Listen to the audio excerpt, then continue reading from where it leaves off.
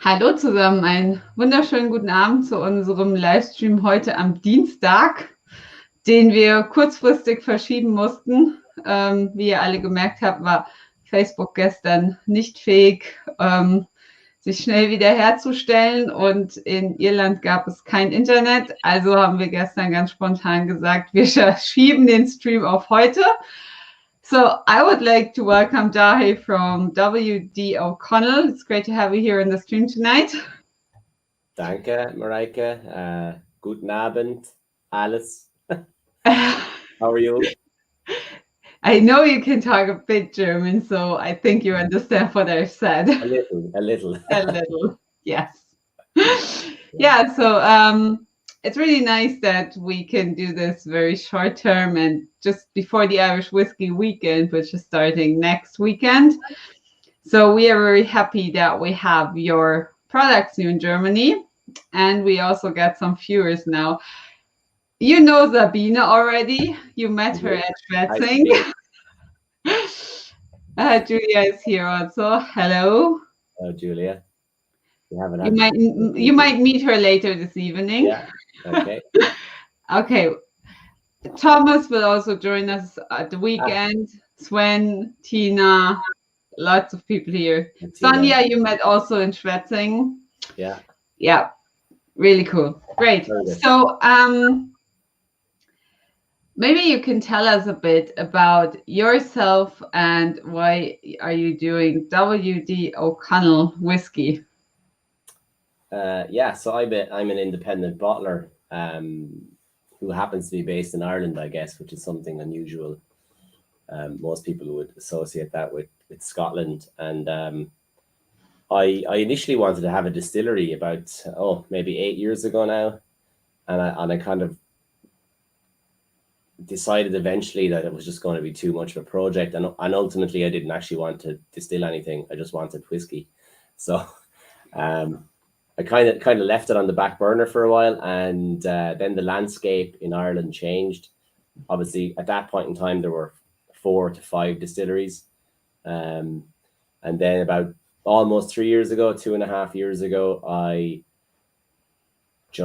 become a new dad, and my own dad had just passed away, and I was kind of thinking about life and having regrets and didn't want to have any. And then Alina, who's my partner in life, she's half German, half Irish, and she told me to just give it a go, and I felt it was a good time to become an independent bottler because there were going to be so many new distilleries, and since there was about 30 when I started, and I think there's 43 today. There'll probably be 50 in another couple of years. So it was good to get started and get moving, and that's why we're doing it. And then WD is my own name, so my name in English is William David. So that's where that comes from. I was kind of maneuvering around some trademark laws. Yeah, really good.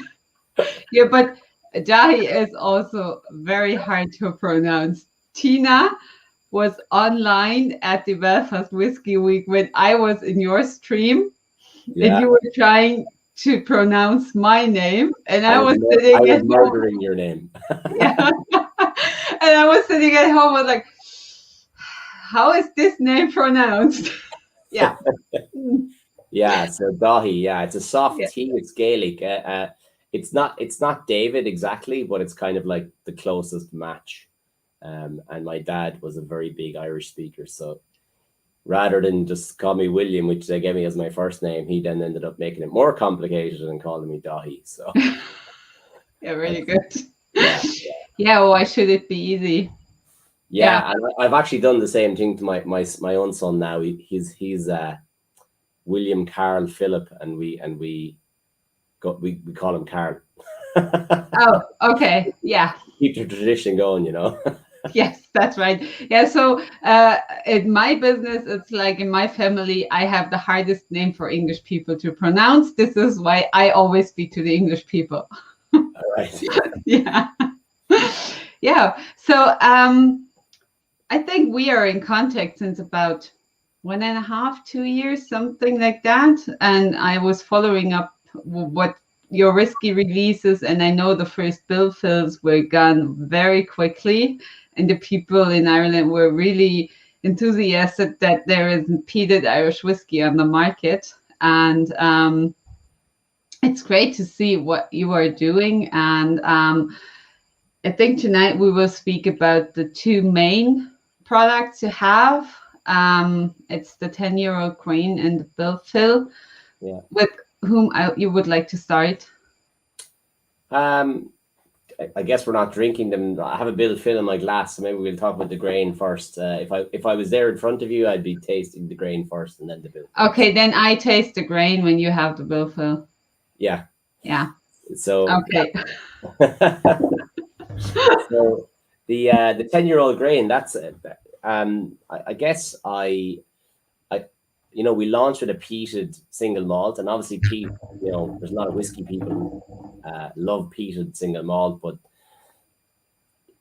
the majority of people don't like peated whiskey. So I kind of felt I needed to get something that would that I could get non-peat fans to enjoy, that was accessible, and wasn't going to be overly expensive, but was something different. So it was a bit of a challenge, but I think we did that with the rye component.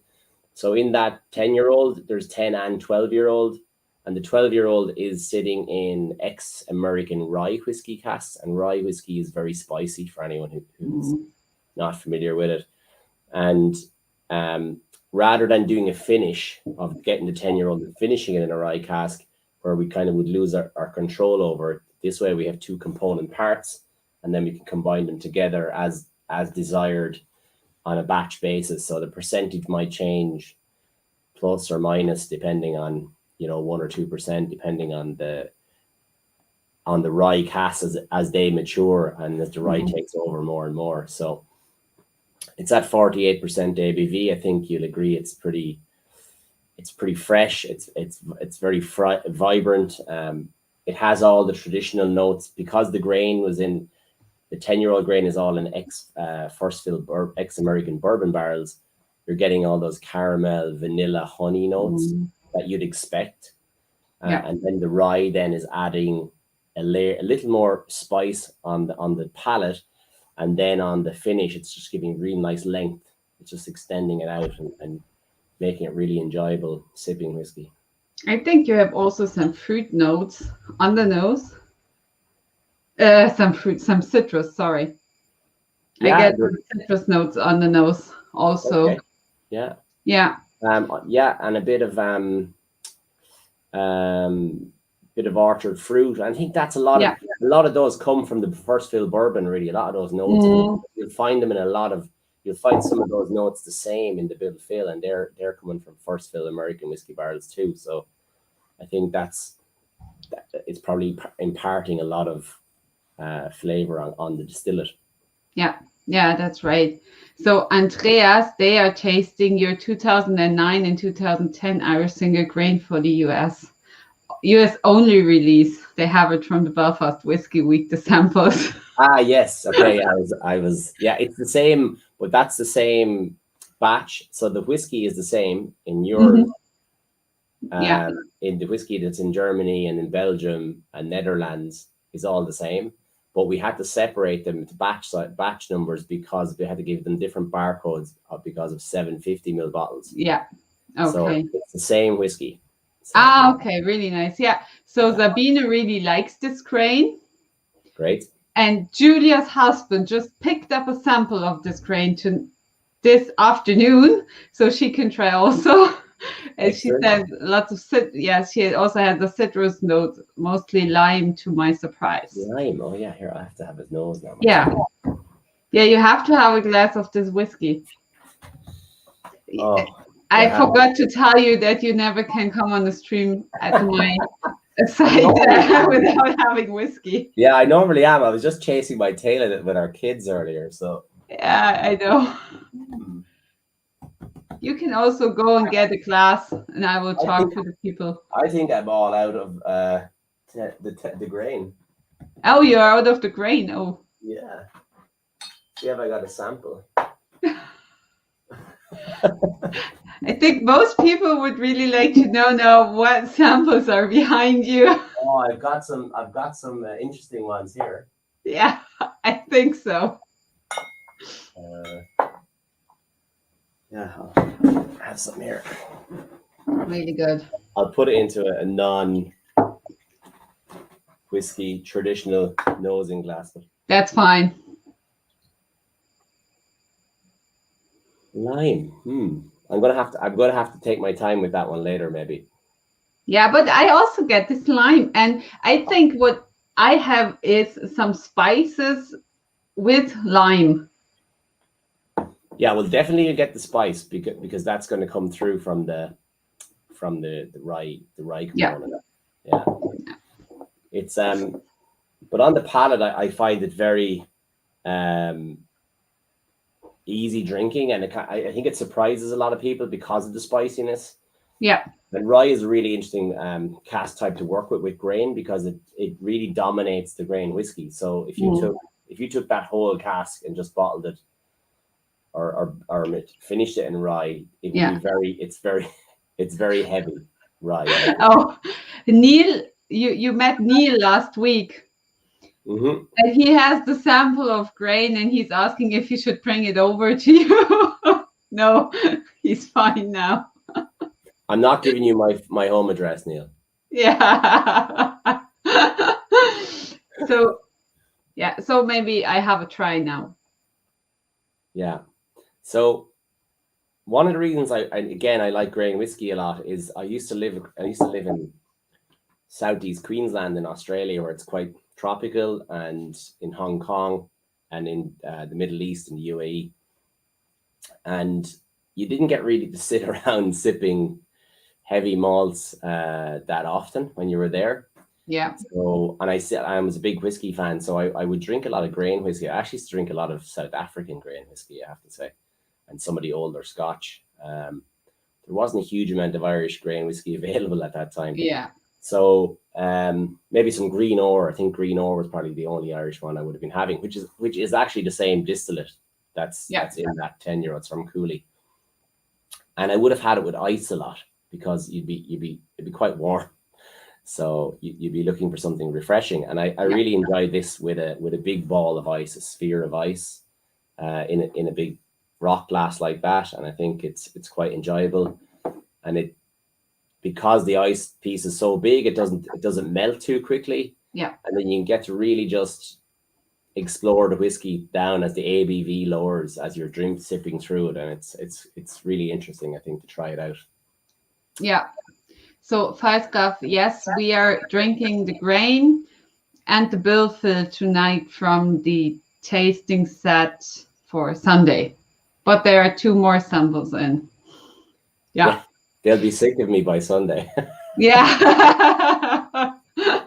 Yeah, you're watching some people there also on for Sunday. So, and Tina just got her tasting notes out from the Belfast Whiskey Week, and she had spices and lots of sweets.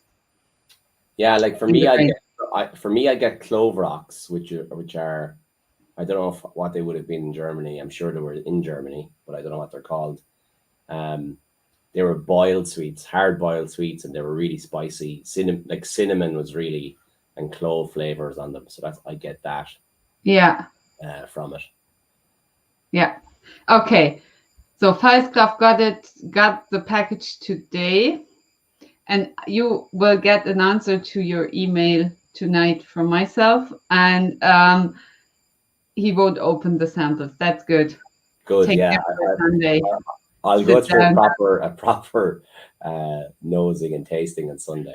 Yes, we do that then. Yeah. And Ice Hockey God thinks that the grain is not too light. And this is also something what I think too. It's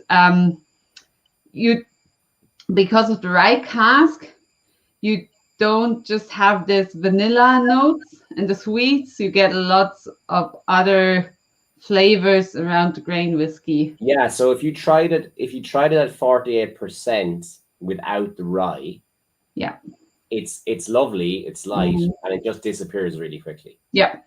So it's completely not the same whiskey. No, that's not. No, But that's you do right. get a lot of the same notes, and then it just disappears. It's a very short finish, and it doesn't really have much depth to it. So that's what the rye does.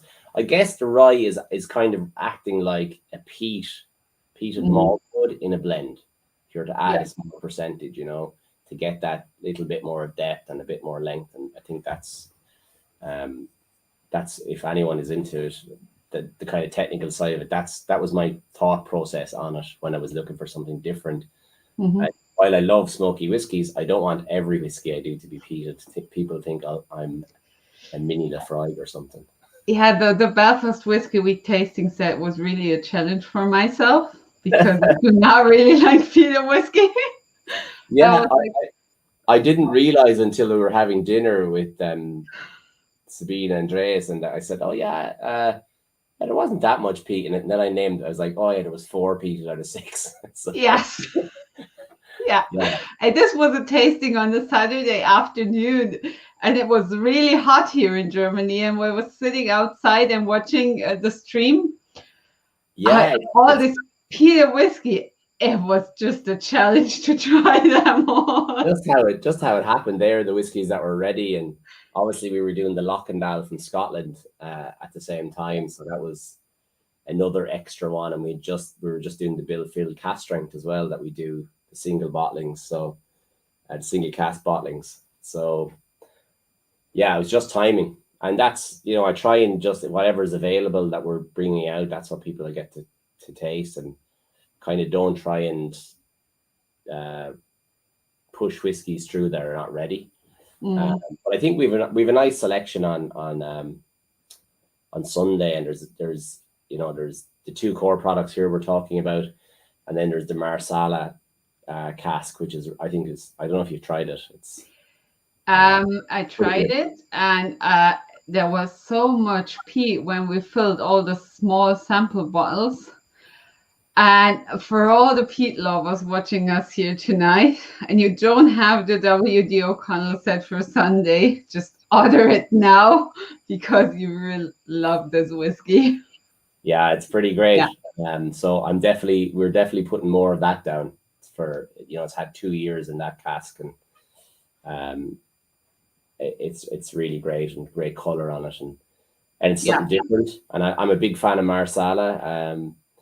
There's an Italian distillery called Puni. I'm not sure if you've heard of it. All their bottles are kind of shaped like a still, and they do a really great fully matured Marsala single malt as well that's not peated. And I kind of started drinking that a few years back.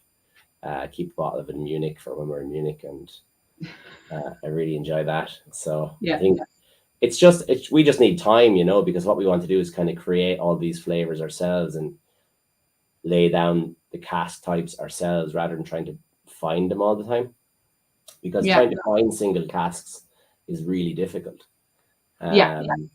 You know, we could go through, like that Scotch, the Lochendale, we went, you know, would have looked at about 14 casks and found 2 that I would have said are single cask worthy. And that's from Brookladdick. And then the Bushmills 12 that we did, which is this one. We have a 13-year-old of this coming out. It's the same butt, actually. So we know the quality is still very, very high. I just didn't bottle all of it when I bought it last year. But again, that would have been looking at maybe 16 casks.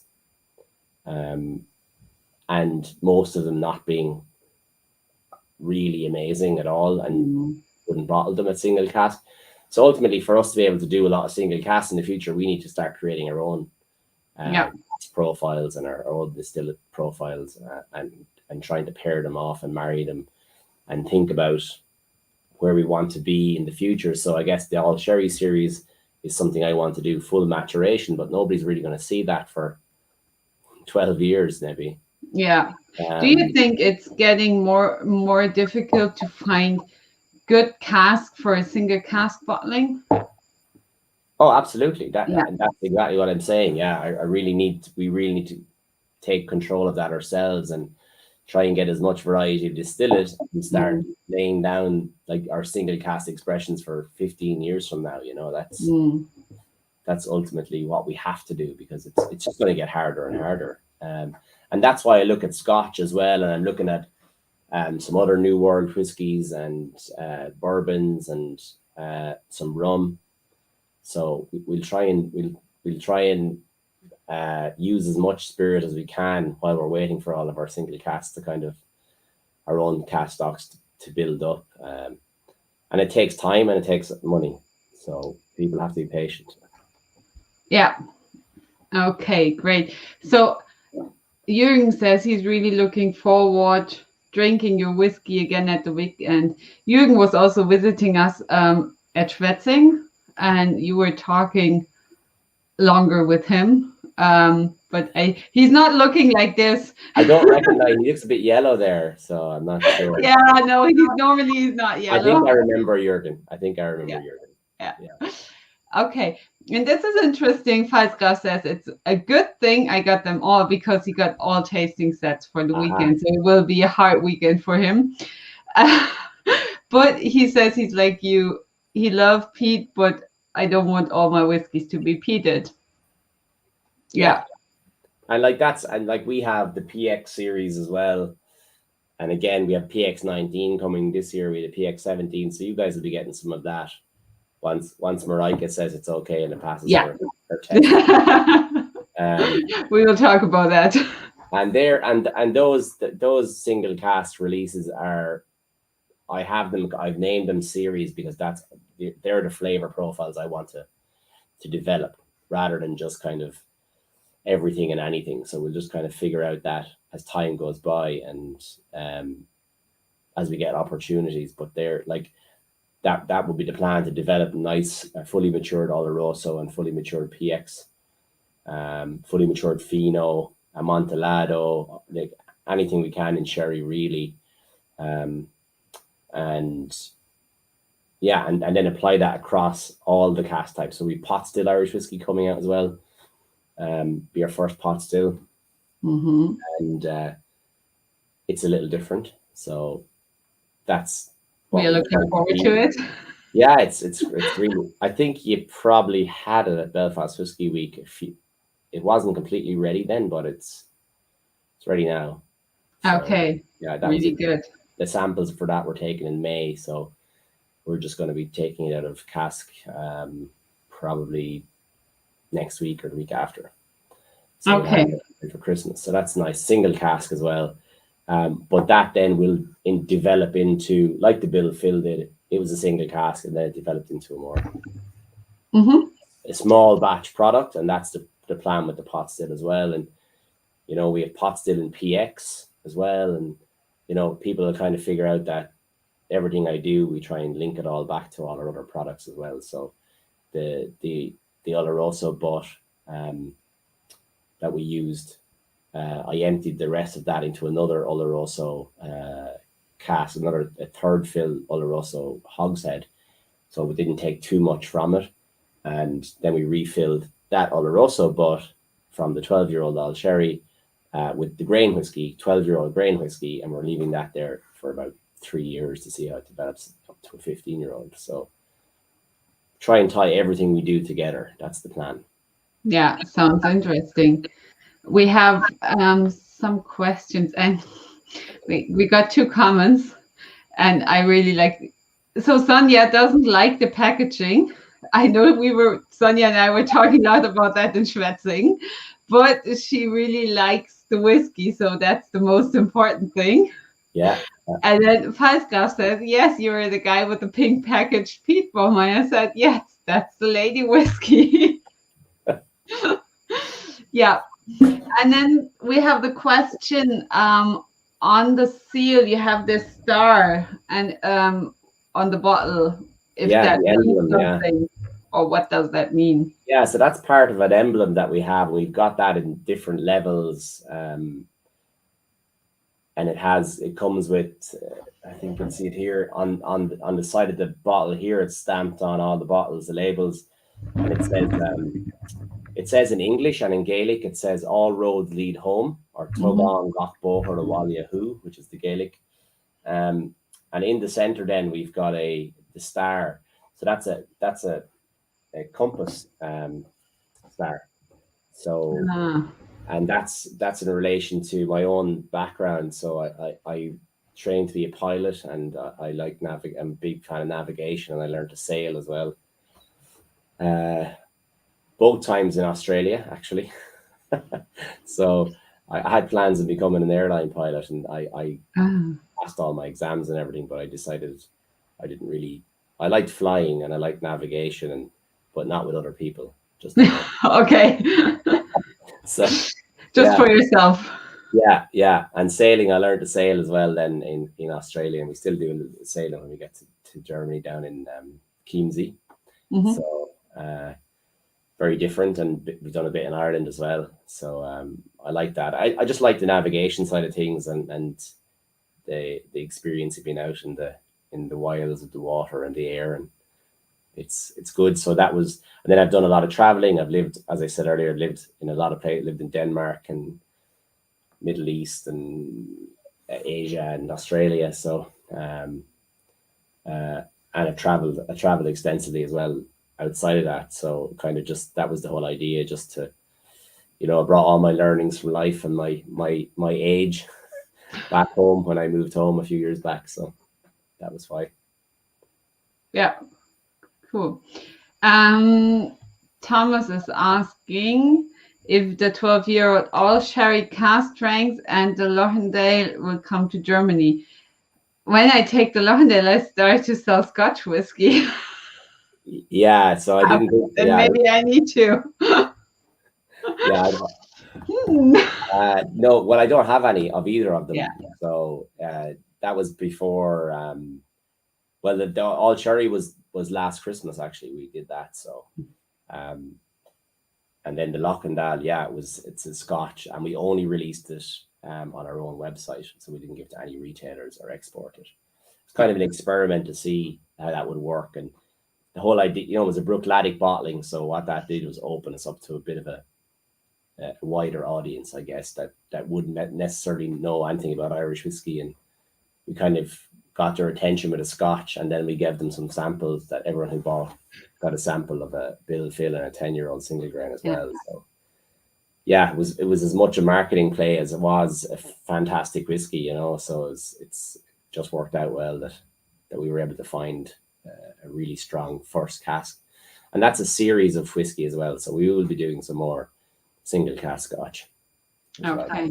Yeah. So Thomas, then maybe I can take exclusively for you some bottles of Scotch whiskey. No, yeah, we need to see what we will do in the future. So I think you have lots of good whiskey coming up. But now we have another whiskey we have to talk tonight to, the Bill Phil. Yeah. So this is my I guess it's like one of the family, because it's called after. It's a peated single malt. See, the tube bounces light off it. It drives me crazy. Yeah, here the people here. Yeah, it's really nice rosé. Yeah, I really like. Yeah, it's just different. We wanted our packaging to look a little different, and not like it needs to stand out on a retail shelf or behind a bar. And I think it's done that. It wouldn't have been my choice. When I looked at it, I was kind of going, "What are you doing to me?" Like these designers. And then the more I thought about it, the more sense it made. So kind of happy to run with that for now. But Bill Phil, yeah. So Bill Phil was William Philip O'Connell, and it's on the back of the stories on the back of the tubes and on the website. But he was a blacksmith, and he was my great grandfather, and he was a merchant storekeeper and a farmer, and so he was kind of a bit of a jack of all trades in his local village in County Limerick in Ireland. And our surname was O'Connell, our family name, but there would have been a lot of other O'Connells around, unrelated. And obviously people didn't really move around a whole lot back then. So they all kind of started getting little nicknames or family names to differentiate from one from the other. So his name was William Philip, so therefore they called him Bill Phil. So that makes sense. And then his son, my granddad, was called Jackie Bill Phil, and all his other kids were called whatever their name was, Bill Phil. And then my dad and all his brothers and sisters were all called Bill Phils, and we're all called Bill Phils. So we visit there still. were known as the Bill Phils. And Bill Phil, so I said he was a blacksmith, and my granddad was a blacksmith, and my uncle, and they used to forge a tool for cutting turf or peat, and it was called the Bill Phil Sean. It was quite famous. Obviously, people weren't ordering online back then, so they were coming from far and wide to get the Bill Phil Sean. And I just thought it was a nice tribute then to them and my forebears, I suppose. With the peated whiskey, so it just fitted well, because I haven't done any names or anything else. I've just used the style or the age statement, and I don't think I will either. I think for the moment I don't have any plans for any other names. But this is a cool name. It's a family name. It's a history behind the name. That's cool. Yeah, it's nice to do it, you know, and it's nice to have it one little story, you know. I suppose all the good whiskey companies have lots of stories. I just have that one. So yeah, I wanted a good story. So maybe we should also taste this whiskey. Yeah, so you have it already in your glass. I do. I haven't had some since a few weeks now. Actually, a good few weeks. I had some cask strength actually, but that was it. So this is really interesting single malt. It's triple distilled peated single malt, which is unusual, I guess, in the world of peated single malts, regardless of Irish or Scotch. It would have been the first triple distilled peated malt in Ireland in over 100 years when it launched, and we launched it back in November 19. And then I think, you know, you would have had one out pretty soon after it, and Hinch, I think, as well. And I think we all use different barrel profiles and different ABVs, and as a result, we got different results, which is great. Yeah. So this is matured exclusively in ex-American whiskey barrels. The batch you have is about 4 on average, 4 years old. Mm-hmm. We bottled it as young as 3 years and 5 months, and as old as 5. So one of the single casks was 5. So we've done 3 single casks. So the oldest distillate that we have for that is just over 5. So 5.5, I think, almost 5.5. Yeah. So it's a young peat, and we're getting lots of nice sweet notes on it. Because it's triple distilled, obviously it's very heavily peated, which is something that people don't realize. I think it's 55 ppms, which is the equivalent of an Ardbeg 10 or a Port Charlotte, for anyone that's interested in those things. But the third distillation is reducing the end volume of phenols, I guess. And by the time the distillate is finished and goes into cask, it's probably down to around 17, 18, roughly. Nobody really knows because nobody runs tests on it at that point. It's just kind of a rule of thumb that if you distill it 3 times, divide it by 3, and you're kind of close enough. Okay. So that's how that happens. So it's 47.5% ABV. I think really nice sweet notes. It's a light. Some people will get light medicinal notes. I would say I wouldn't get them really. Some people get light industrial notes. So again, I'm not one for telling people what they get, because everybody gets different things in their background. What I think is you get a bit of kind of a sweet bubble gum. Okay. I don't know. This is what I get with citrus. Yeah, it's very, very citrus forward. On the palate, there are some other flavors that will come through, but you get some orchard fruits there. I would get orchard fruits because I would have, pears and apples would have been something that we would have had a lot of, poached in particular. For me, it's like in Germany, we have some bubble gum that's called Center Shock. I don't know if you have that in Ireland. It's very sweet gum, and in the middle, it's very sour. And it's like this, you have a sour and you have sweet notes on the nose. So something like that. Yeah. And Julia has meaty notes. Yeah. Yeah, I would say like barbecue meat. Yeah. Yeah. So like something that you would have glazed, like ribs or something, and then you get that sweet, sticky. Ribs with honey. Yeah. Yeah, something like that. Yeah.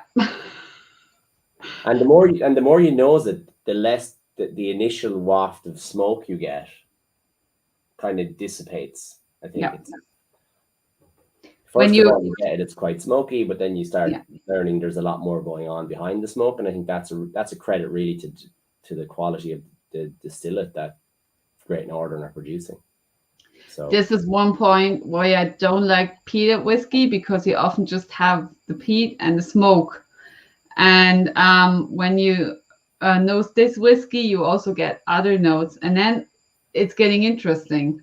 Yeah, absolutely. I think if you just give it time, it opens up and will give you a lot more. It's quite interesting. And as it gets older, I'm not sure if you've tried some of the older stock yet yourself, but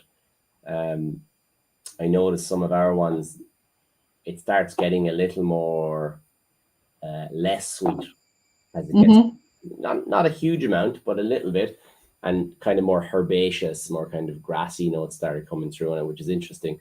So it'd be really interesting to see where this distillate gets as it gets to 7, 8, 10, who knows, so we'll just have to be patient. Yeah. So we'll say sláinte. Sláinte. So Julia says, more herbal with water, the smoke nearly disappears. I tried that. Yeah, so I would have, so the ABV that I'd have picked. Normally you don't need water.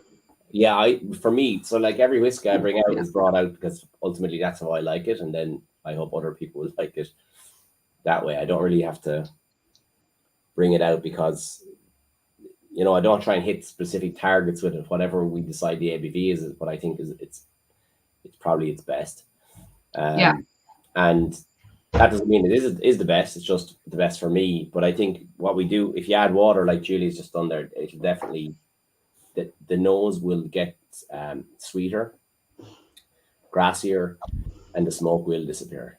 But also, I think you lose the mouthfeel as well for me. And mouthfeel is a huge part of my whiskey enjoyment. It feels nice and thick and viscous. Viscosity is high. The levels of viscosity are high and it's syrupy in the mouth. So that's what I like to look for.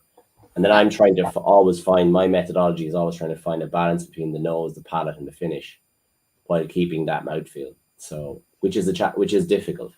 And sometimes you'll see that if I was to let anything slide, it would be the nose. So, and generally that means the higher ABV. Yeah, that's right. Yeah, I think Julia's just experimenting.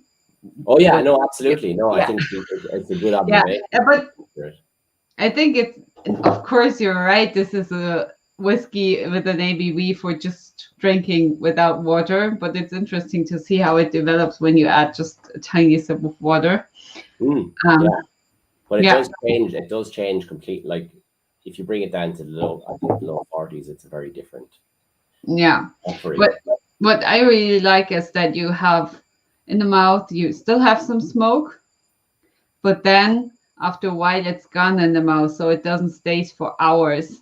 So this is what I really like. Yeah, and I like that I get a nice tingle off it. There's a little mild white pepper maybe there. It's a nice long finish. Kind of really gets the glands up at the back of your throat. And Julia is tasting the masala. You don't have the bill fill. Oops. This is the special sample for Sunday. That's that one. Sorry. Maybe I forgot to give you the bill fill. Okay. Julie, the one we have is 47.5 and it's like a Chardonnay color. So if it's not Chardonnay color, you definitely don't have the right one. Yeah, I think so. I think you have the, oops, sorry. Yeah. But that's fine when you're tasting the specials already. You can taste them again on Sunday. Yeah, okay.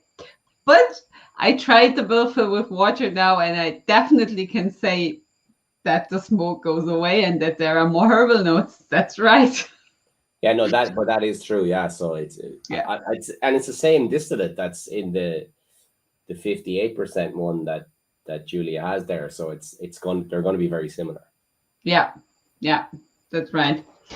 Great. So I think it's very cool to see more peated whiskey coming from Ireland, because I think you recognize that in Schwetzing that lots of people are looking for peated whiskey, and that there is not much choice. So that's your time to be there with peated whiskey. It's really good.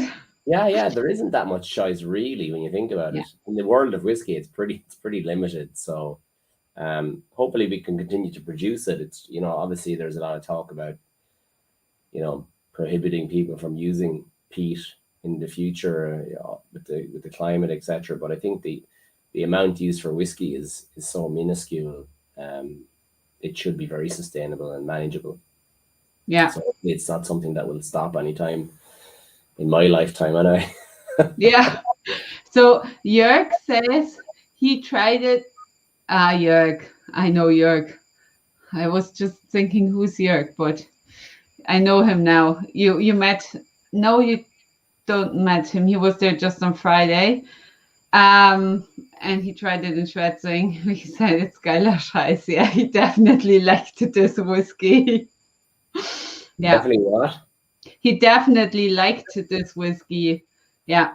He was there together with Sabine and Andreas also on Friday. Yeah, what's the translation there? I don't understand that one actually. Geiler Scheiß. It's like it's fucking good. I don't know. Like that. Yeah. I know. I knew it was a swear. I wanted you to say it in English. Oh yes, of course you met Jörg. You were sitting together in the Brauhaus. It was the one with the beard. That's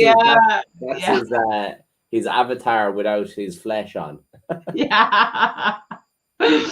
Yeah. So for all the other ones, we had a really nice weekend in Schwetzing. Yeah, it was good. It was great. I can't wait to go back. Yeah. And I'm looking forward to the one in Bremen now as well. I haven't been to northern Germany at all, so looking forward to getting up to Bremen, and and I think there's one in Dusseldorf as well as there, and next year, and it's going to be great to kind of get to see all the parts of Germany that I haven't seen. Apart from Munich, Berlin, and Cologne, I've been nowhere else. It's interesting. So Schwetzing, yeah. So next time we will meet in Germany in November on the bottle market in Bremen. That will be really good, because it's also the first time for myself to be on this show, and Thorsten will be there with us also. So this will be cool. Yeah. So each bottling here in Germany is 60 euros, so 59.90. And think good price point for the whiskeys. And to the audience, are there any more questions? Sonia says we had a good time and nice whiskeys. Yeah, definitely. It was good to get back to a show after 1.5 years. It was really without great. A show.